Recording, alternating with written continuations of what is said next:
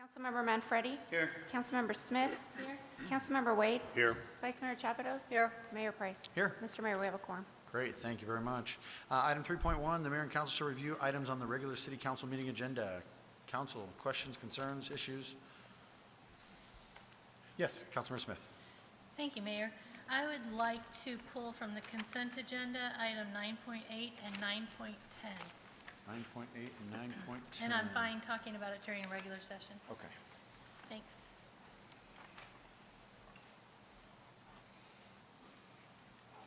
Okay, 9.8 and 9.10. Council, anything else? All right. Seeing nothing, we will go ahead and move items 9.8 and 9.10 to the start of the regular agenda, and we'll deal with those as we come to them. Okay. Seeing nothing else, then I'll move on to item 3.2. Mayor and City Council hear reports on meetings and/or conferences attended by the council. Council, yes, Councilmember Smith. Thank you again, Mayor. So this past week, we started the third annual Rocket Challenge with Maricopa Wells Middle School, Desert Winds Middle School, and this year new, the Be Awesome Coalition. And as you most know, because I've talked about it 2 other times, our rocket expert went out to these 3 entities and gave training on how to build 2 types of rocks, a level 1 rocket which is meant for height, and a level 2 rocket which is an egg lofter, and the idea is that the rocket comes back with the egg unbroken. Anyway, it's going to be really fun, but I was encouraged by the teachers and the students to challenge City Council and the mayor to building an egg lofter rocket. So if you're interested, let me know and I'll make sure I get you a rocket, and Excellent. we'll be launching them at Salsa Festival March 24th on Saturday. So if you're interested, let me know. And Supplying the eggs too? I'm supplying the eggs too, yeah, absolutely. Are they? It'll be a lot of fun, and the students and the teachers got real excited about that, so let me know if you're interested. I also attended the Pinnell Partnership Breakfast, which this time was discussing living spaces, so to speak, home building. We had 2 home builders there, and I found one particular thing worth sharing from that to the general public. I thought it was really exciting. So basically they discussed the fact that every community has properties that are currently being built on that were bought at a really, really low price because of the recession. And they're building out all of those homes. But when that construction is finished and they move on to a new development that requires new infrastructure, we're going to start to see our home values go up because of the fact that putting in new infrastructure goes back to the time before pre-recession that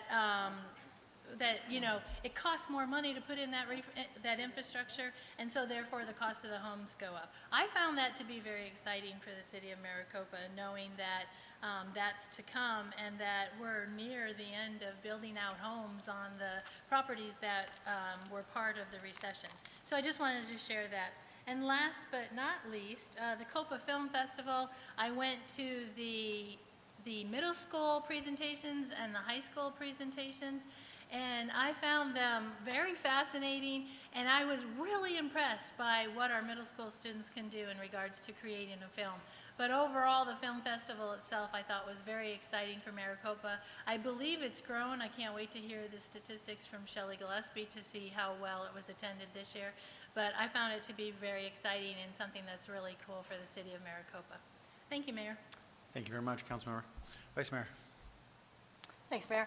I too attended the Pinnell Partnership Breakfast on February 9th. A very interesting discussion talking about housing options and what that means for our city. On the 10th, I attended the Black History Month celebration at the Maricopa Public Library. It was one of the best 2.5-hour, 3-hour concerts I've been to in a long time. There was over 24 performers. There was jazz, there was blues, there was rock and roll, there was gospel, there was the genres were just unending, and the talent was even more so. So I wanted to publicly recognize Joanna Vanderpool and also members of the Cultural Affairs Committee for helping to support Joanne in putting that event together, and then all the fabulous musicians who donated time and talent. so that Maricopa could celebrate Black History Month. I also want to thank the library for lending us the space. It was a great evening, and I thoroughly enjoyed it. I, too, attended parts of the Copa Shorts Film Festival. I was able to go Friday night to the opening party, but then Saturday, I watched the first couple of blocks, and I want to tell you that the veteran submissions, there was some very, very moving films in there. So I want to thank all those people for sharing their stories, for having the courage to document those experiences, and I also just wanted to thank Roger and Shelley Gillespie for a great event, another great event, year number 2. So that's it for me, Mayor. Thank you. Thank you, Vice Mayor. Councilmember Manfredi. It's been an exciting couple weeks. I too attended the Copa Shorts Film Festival, and I used to think the seats that are in Ultrastar were really comfortable until you spend 10 hours sitting in those seats. They're not that comfortable. But we watched a lot of films. It was great stuff, and then they had the award ceremony happening on Sunday, and it was great to see kids from Maricopa Wells Middle School win some awards for their film. Also, this past week, I got to I was a judge for a spelling bee. If anybody knows me, that's kind of crazy because I don't spell very well. But I got to be a judge for a spelling bee. Thankfully, they gave me all the words right in front of me so you could read along as the kids were talking. And you got to ding them out. I felt really bad, but the great part about it is we had, and I forgot his name, darn it. We had one of our very own from here in the city of Maricopa, from Sequoia Pathway, came in second place in the county. So it was the county spelling bee, but came in second place, so it's good to see that happen. Other than that. Great. Yes, Councilmember Wade. Well, ditto. Yes, the same. It was good to go to the Copa Shorts Festival, and I'm really happy for Shelley and Roger. They did a lot of work on that. It's just a wonderful experience, and I hope that if you didn't get a chance to go this year, make sure you put it on your calendar for next year because it is certainly worthwhile the time. And as well as the Black History Month celebration that happened at the library, I like Vice Mayor, was just amazed at the talent that we have. And I do want to give some kudos, and I'm glad that Reverend Jackson is here. I want to give some kudos to Mount Moriah AME Church for their support of this activity event. They turned out in full force, both with talent and participants coming out to watch the activity. So appreciate that very much if you pass it on, Pastor Jackson. And in the turning back just for a second to the Copa Shorts, the kids are amazing in the level of talent that they put on display, and they're so humble and not self-effacing about the whole thing. And so it is a standard, I think, that we all could probably take a page out of their handbook as the way we deal with each other and do things with each other. It was amazing. And then finally, I'm not sure. I'm sure they're going to say something that are here. I noticed that the Air Force ROTC cadets are here. And I didn't get a chance to actually go out and watch them perform, and they were flying, but I was kind of watching them on Facebook, living vicariously through them as they were flying around the county here. And so I want to recognize the Colonel and his troops for being there and taking that step. It's going to be nice to see one of them probably flying back and maybe an F-35, and it would be something different by that time, fighter, and bring it on display back to the high school. Please do that if you get an opportunity to come back to your high school with a jet. I tell you what, it would be great. So that's all I have. Mr. Mayor, thank you very much. Thank you, Councilmember. Appreciate it. Anyone else at this time? Councilmember. Mr. Mayor, I'd like to me too. I would say relative to the Pinell Partnership and discussion for the builders, I certainly hope that what they reported, colleague Smith, that's true as far as the increase in property values, because those of us who bought in Maricopa at the high end, when the Depression hit, it really depressed our property substantially. So I hope that at some point we can begin to recoup. Thank you. Definitely. Councilmember Gussie. I just want to share regarding the Copa Film Festival. I heard nothing but great reviews. We did have a veteran that attended one of the veteran films, and he had to leave. He had PTSD, and he was deeply affected by one of the films. The great fact that this has given better awareness of the issues that our veterans are suffering. This is a great way for them to make it a little neutral so individuals could actually go watch this and be made more aware of these issues. One other item that I wanted to mention was on February 9th, Central Arizona Foundation hosted the Promise for the Future fundraiser, and we raised over $25,000 for kids to go to college for free, absolutely free. As long as they signed that contract while they were in middle school, they get the opportunity to go to school. 2 years of free community college at Central Arizona College. So we are still in desperate need of funds, but the foundation was able to raise over $25,000 in one night. That's awesome. Thank you. We forgot the fair, What's that? the fair, Lady Grace. Yes, yeah, a lot of stuff going on. Go ahead, Yeah. Councilmember. I just remember we forgot to mention Our Lady of Grace's fair that they had over the weekend prior to last weekend. And it was, again, another thing that was well attended. There were a number of people there that had an opportunity to get some good food. I was off my whole 30 by then, so I could eat. And watching the rides and watching the kids have a good time. So it was well attended as well. Thank you. Thank you, council members. Appreciate it. That'll take us to item 3.3. The mayor and city councilors are here. Presentation or an update on the Maricopa Fire and Medical Department's hydrant flushing program and intergovernmental agreements, or IGAs, with Global Water and the Maricopa Domestic Water District. Chief Leffler.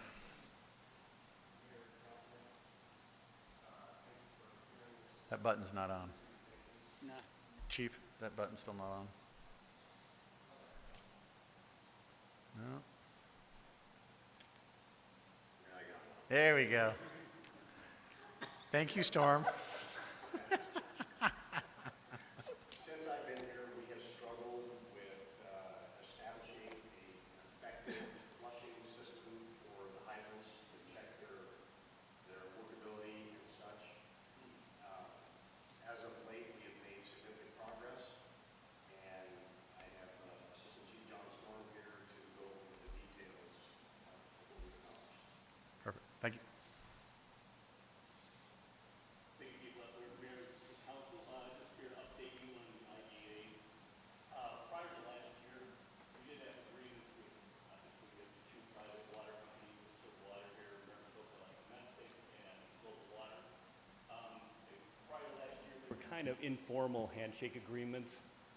As we've gotten into this and with the ISO and future accreditation, we needed to formalize that.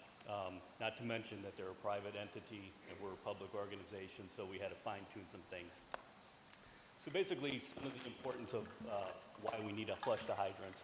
As part of the fire code, NFPA 25 says we have to do this annually. We have to exercise, flush, check maintenance, and eventually flow test annually. This is part of our ISO rating we get graded on for accreditation as well. Global Water. Hold on. Yes. Sorry about that. Global Water has been a great partner moving forward on this. They've been working with us, especially a lot recently. We've been really hammering out some stuff. Part of the flushing too is when we're flushing them, well, we're making sure they operate. That's our most important thing. Operate meaning caps come off. When you turn them on, water actually comes out of them. So the functionality we're testing. We're also looking at the sedimentation. When these lines sit stagnant for years and years and years, they become brown. As they're testing, if they come through your neighborhood, sometimes you'll notice that in your house, a little bit of brown water, that's the sedimentation. It is bad if it affects our fire pumps, which is why we want to do them annually to keep that out of the system, because they will bog down our fire pumps and potentially cause some problems. The flushing also gives our crews a chance to familiarize themselves with the area, where the hydrants are located, and also to keep them from being obstructed. A lot of times over years, people, they don't like seeing them, so they put flowers, bushes, and stuff like that, which is again against fire code. But it gives them a chance to kind of mediate that at that time. Also, I pointed out, our partnership with Global Water has been a huge asset in us raising our ISO rating too. Prior to 2017, like I said, we had like an informal handshake agreement with both entities. We formalized that last year with both, with signed IGAs. In 2016, Global Water took it upon themselves to start flushing their own hydrants upon us bringing this to their attention. It started out a little slow. They were testing each loop within each residence. They started from north to south. One of the things we have that they didn't have is manpower, so we could supply that for them and help make sure we can get all these tested annually. So they started that, and we were going to come in behind them and test the rest. So the way they would test the loop is they would test the first hydrant and the last one, and there may be 4 in there that they weren't opening because they didn't have the manpower to do it. Recently, at the end of last year, we just had a meeting with them, and we were very pleased with, they've hired more people. They are now going to test, flush each hydrant and paint each hydrant within the city. So our crews will be working along with them to get this done. So hopefully we can get them all knocked out in a year, which is huge, as opposed to it wouldn't all fall on us. It's now a true joint partnership. The Maricopa domestic one's a little bit different in they have very few hydrants. I want to say 60 to 70. Maricopa domestic just said, hey, you know what? We want to do our own hydrants. We'll flush them, we'll maintain them, we'll test them, and we'll provide you the data when we do that, which is key for us, is to have that data for ISO accreditation and all the other stuff. So pretty much they were just said, we'll take care of ours, and if you guys want to come with and witness it and participate, we're more than welcome to do that. So it was pretty easy going with them. So what's next as we're moving forward? Like I said, we've been in constant meetings with Global as we're moving forward. One of the things we identified, which is unique to the fire service, is private-public hydrants. So the way Global defines a public hydrant is anything on the right-of-way, easement, and all residential neighborhoods. So take, for example, 347 corridor. Any hydrant that's on the right-of-way is Global Water's responsibility. Anything on the other side, so using Edison Point, there's a hydrant on 347, there's a hydrant on Edison. That's Global Water. There's 3 within the property.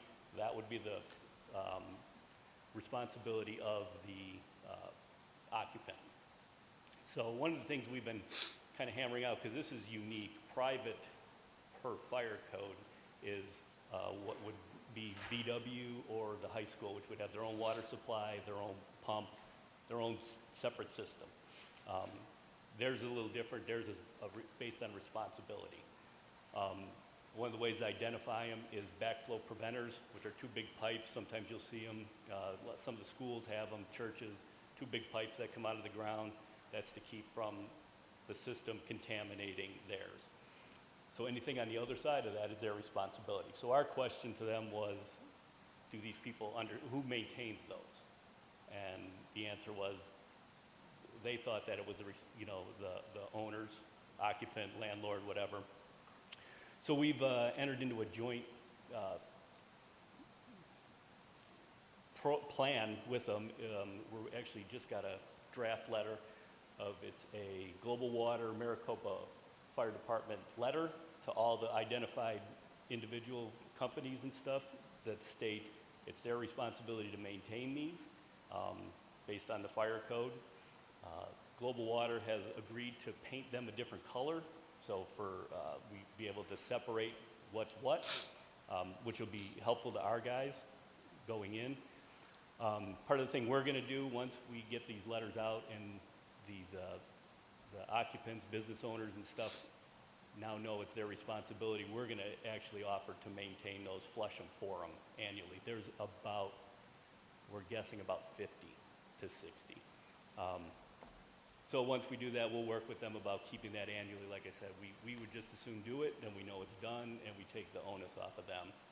Plus, if those businesses change hands, we don't know if that information changes hands too. And then part of the part of the other plan is to continue to understand the system, because it's a little different than what a lot of people are used to that have municipal systems. Moving forward, one of the things we're going to ask both Global and Maricopa Domestic is to provide annual flow testing data, which is part of NFPA 291, requiring that annually. And we also need that data for ISO and accreditation. And then just the continual sharing of information and data between all the partners in the groups. And with that, does anybody have any questions? Council, questions? Councilmember Smith? When I read through the PowerPoint presentation in advance, I got this overwhelming feeling that a serious concern that I've had for a long time, and also that I know many residents, some residents have fire experience, and so they've sent me their concerns in the past. But what I felt when I went through the presentation, and now as you've presented it here tonight, I feel as though really the relationship between our fire department and Global Water has improved significantly.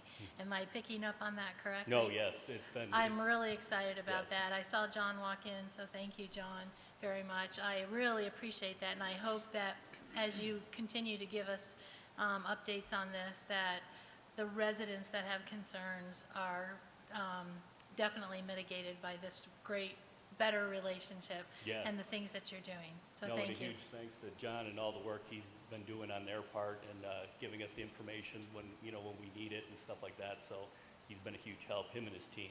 Excellent. I think it's great work on both sides, and I really appreciate the continued effort, because I know, we've been working it for several years, and so I really appreciate it. So thank you very much. We're going to go to Vice Mayor Chapados and then to Councilmember Wade. Chief, thanks for that presentation. You said that the whole process takes about a year. So is this one of these things that just about the time you're finishing up, you start all over again? It's kind of, that's how it goes, yeah. As we're getting into this, because this is only the first time we're doing it, we'll go through it, then we'll know everything's been flushed and Global, been painted and everything's been looked at, and then we'll kind of go from there. We can, by code, do it biannually, so we can do half of them 1 year, half of them another year, which seems to be reasonable considering there's about 4 months out of the year that really don't want people out there flowing hydrants in 118 degrees, so. So in the event that a hydrant is found to be defective or non-functioning, whatever, what happens then? We have a process that we've agreed upon with Global. We have basically like a communication tree. So if our guys are out and they find something, they have preset numbers in their phones, because each fire truck has a cell phone, and they'll send it. It's a group text. They'll send it to the Global Water representative saying hydrant number or whatever has an issue, and so they'll be notified right away. Okay. On Global's part, if they're out doing it and they find it, they have this basically the same thing for us. So I get a text, Deputy Fire Marshal Rodriguez gets a text, and I think our battalion chiefs get a text. Okay. So they'll know operationally to take that out of the plan. Okay. Does the same process work with the private hydrants? No. What happens in those instances? Well, we're working on that. Okay. Yeah, we're getting, we're in the process right now of identifying the responsibility factor, and then we'll build that in right now. But for right now, we'll be able to identify them, and then we'll work with Global on, moving forward on that. Okay. And that was kind of one of my next questions with the private hydrants. You said maybe 50 or 60, but with these private hydrants in, and I'm assuming a lot of Maricopa domestics are in either the Heritage District or Seven Ranches area, do we even know where they all are? The Maricopa domestic ones has theirs all on their mapping, and they're taking care of all those. So Seven Ranches, Maricopa, the Heritage area, and I think some down south too. Okay. So But- they don't really have any, what they consider private. Theirs is separate. This is just strictly a global designation. Okay, but will Maricopa Fire and Medical have access on a map to where all those fire hydrants are located, just in case? We are in the process of doing pre-plans right now, and those will show up on the pre-plans right now. Okay. Well, when we get the pre-plans up and running. Okay. they will. And can you give me an estimate, particularly for the public or the private hydrants? How long do you think the notification process is going to take? Because I'm assuming the big hydrant I have at the villages is our responsibility because of our pools and our lavatories and our kitchen and that kind of thing. So how long is it going to take to notify those entities of their responsibility? And then what's the accountability follow-up factor that they are, in fact, either flushing them or maintaining them, that you know that they work? I think, not speaking for, but like I said, John Corwin's been very good about providing us a list of the ones that we know are private. He just sent me a draft last week, so we're reviewing that, and then we'll get that out probably as soon as possible. And once we notify these people, then that'll be step one, and then we can actually go in and communicate with them and ask permission if we can just go in there and flush them and make sure they work. Okay. And then we can worry about the painting and moving forward then. Great, okay, thank you. And I too am encouraged by the strides you guys have made working in partnership with Global Water. It's good to hear that Maricopa Domestic's on board too, and that we get this problem solved, and then we can get out in front of the maintenance and the annual flushing. Thank you. Councilman Wade?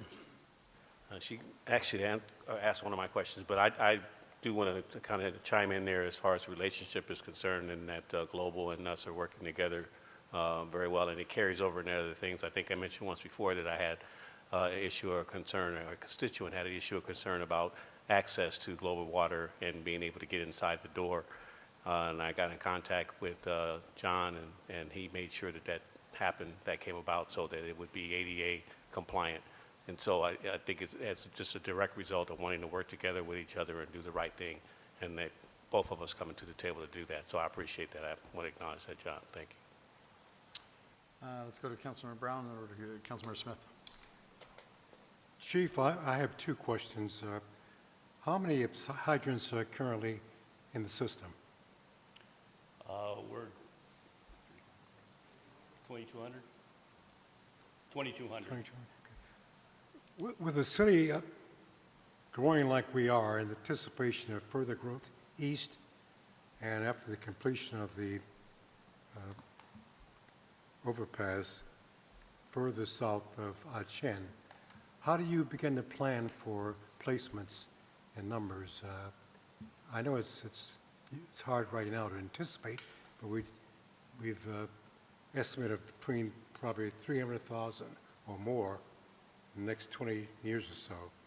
How would, I know you probably won't be here then, I hope but not. how would you now begin to plan for something like that? You know what, I don't want to speak for Global, but they have given us mapping of their, so they have given us mapping of, so their responsibility hydrants, the ones they're responsible for, of current ones and future ones. So they have them already in mapping for future developments. I know for a fact out in like Tortosa and stuff I've seen, because when we sent it to Phoenix Dispatch to get them uploaded onto our computers, they go, "Are you sure there's hydrants out there?" Because our map is showing, and I drove out there and there's no hydrants, but the infrastructure is set to be there. So they do have plans. Good, good. Again, John would be a much better person to ask than me. And Thank that's you. also set by code as well, so. Thank you. Councilmember Smith? Thank you, Mayor. Just one follow-up question, because I know that one constituent that I have that does have previous fire experience, that's been worried about this, is going to ask me, so the relationship has improved, the process has improved, things are moving along, and you guys are happy and satisfied. Is there anything outstanding that you still want to work with Global Water, or have all things been reconciled?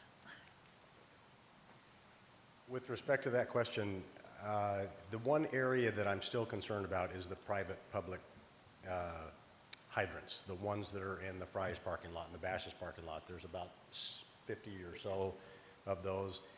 The process that we're embarking on is, to me, the first step. We're looking at other ways to do that, because I don't think, just from my experience, I don't think that's probably the best way to do that. I think it's confusing for the business owners. I think it's confusing for us, but we're taking this first step, and then hopefully we'll collaboratively find ways to improve that process. Okay, good to hear. So you're in the process of satisfying that. Okay, thank you very much. Councilmember Gussie. Many years ago, the city was in the process of plotting through GIS, and there was a system called Phantom that we bought into from Global Water. Was that ever anything that we were able to salvage to see where those points were at? Fathom. Not to my knowledge. No? Okay. Come on up, John. Come on up. Go ahead. Mayor, Council, Councilwoman Gussie, so the GIS platform that we've actually provided to the fire department is really that platform that you're talking about. So we've provided all the, essentially there's been a lot of work that's gone into load all the information into a GIS platform, and that's all been given to the fire department that I believe they've now loaded into their own system to use for GIS-based mapping, so. Okay. Yeah. All right, thank you. Correct me if I'm saying anything, yeah. The question I had for you is one in which obviously you have an IGA working together with Global. You said that you don't have one with, we have an IGA, but it's basically kind of hands-off in the fact that Maricopa Domestic will do their own. I was just curious, do you plan on doing some sort of random and/or interval ride-alongs with them? I mean, is it enough to say that we accept that data, or do you plan on being present at all while they test those hydrants? Mayor, Council, absolutely, with respect to Maricopa Domestic, our guys are going to integrate with them, and they'll do spot checks, they'll come back and just double-check the hydrants and things like that, just to make sure that we're comfortable. Absolutely. Gotcha. Okay. Any other questions for our chiefs on this? Great. Thank you very much. We appreciate it. Thank you guys for working together to solve this important public safety issue. We appreciate it. Thank you. All right, Council, that concludes our work session for this evening, and that means that we have some e-session items that we need to attend to. So if I can have a motion to move to e-session, that would be fabulous.